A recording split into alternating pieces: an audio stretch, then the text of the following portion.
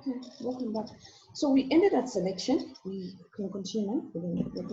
Okay, so we ended at selection, which involves eliminating unsuitable candidates through the process of tests, interviews, identifying the suitable ones which are the best fit for positions. So you find when a position is being advertised for, let's say we're running a recruitment for the police service, you find that the initial thing that will happen will be like one, there'll be an advertisement of that job placement. Then the next will be that there'll be requirements for application submission. Of course, there'll be criteria that will be set for, meaning the requirements, maybe you have to have certain credits for your high school diploma, your high school certificate, sorry, then you have to meet those, what's this? So the selection aspect comes in where you find the human resource department now comes in, where they'll be able to identify those people that are meeting the requirements that have been set for. So that's when now the selection starts out. When an application which has been submitted which does not meet the criteria comes forth, then it's discarded, meaning the person is automatically disqualified. So now after that process, you find there's the aspect where they're different depending on the job placement being advertised for. You find that there could be a physical examination that comes in, physical test, per se. You find they're given maybe a physical challenge of maybe running certain laps to make sure just the person is in the rightful physical state to be able to execute what is required of them and to even sustain the training which is before them.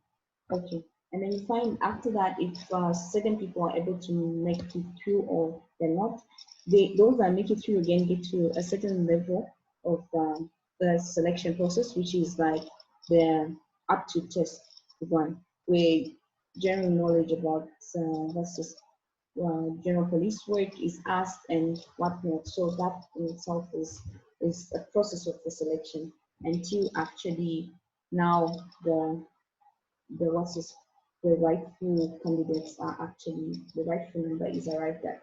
Okay. So the selection process is aimed at shortlisting candidates who are the nearest match in terms of qualifications, expertise, and potential for a certain job. Then we have training and development. So I'm just going in detail because in the previous explanation, I actually brought forth to say I had explained in brief, but then now I'm trying to just add a little flesh to the bone.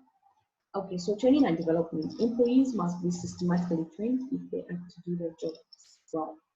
So new workers must be taught to do the job correctly from the onset, and then channels ought to exist to teach all the employees new methods as they are developed. You know, we live in a constantly evolving world, so you find things keep changing. The way things are done now could be amplified even tomorrow, that things can be made easier. So the more efficient that a job is able to be performed, the better the results.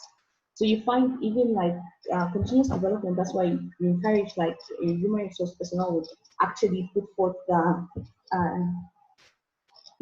programs such as like trainings, maybe lectures, where you find those more enlightened to a certain topic employees are able to share with their other counterparts. Sometimes you find this training and developments do not involve everyone. You find that maybe there's a provision to actually train maybe 10 of your employees in the engineering department. Let's give that example. The 10 are only a few of the whole chunk. So you find like when you hold seminars, you hold workshops, you even maybe hold organization lectures, periodic ones, they're able to actually impact and share the knowledge that they have attained, or even just on their basis, because people have different backgrounds in terms of their attainment of a certain level of maybe qualification. So they have a different precision and actually have different knowledge areas. So it's important that you have such so that there's knowledge sharing and then also enlightenment and then also getting forward to new processes and better way of doing things in an organization. So the training program gives management an opportunity to explain carefully and clearly its policies, rules, and regulations. So this also is a chance to actually amplify on the organization's mission, the organization's objectives, and actually make employees more in touch with the organization so that they can perform their duties diligently. So there's also the aspect of performance management. This is meant to help the organization train, motivate, and reward workers. It is also meant to ensure that the organization goals are met with efficiency. And then the process not only includes the employees, but can also be for a department, product, service, or customer process, all towards enhancing or adding value to them. So the whole essence is just to make things better and more efficient, actually, in terms of the operations and then also the success of a particular company in organization in place. So there should be proper management of the work done and future goals. And then performance management requires to appraising the performance of employees and enhancing it. Provide them fair rewards so that they can work in their optimum productivity levels. Okay. We also have compensation and benefits.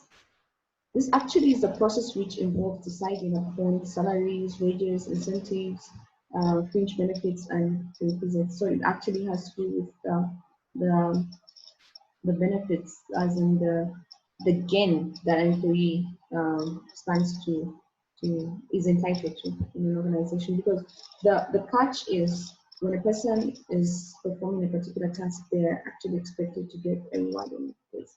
And it's in a case of organizations and with investments, it has to do with the financial gain.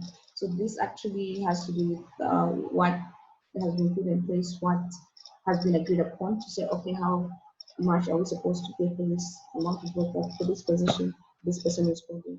Then you have money is a prime motivator in any job, and therefore the importance of this process, performing employee 6 raises, better salary and bonuses. So that's the whole arrangement. Okay, so we get to the last process, which is career development. So this involves the aspect where employees are given training and their skills are enhanced so that they can become more efficient in their work and actually handle future challenges.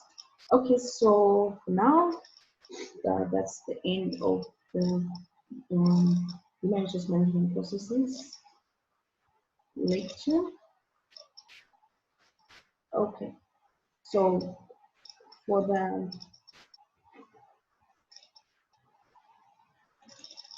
for this, I would end it here so that we can actually okay, we can end it here and then we start another topic, which is opportunities, challenges, time trends in resource management.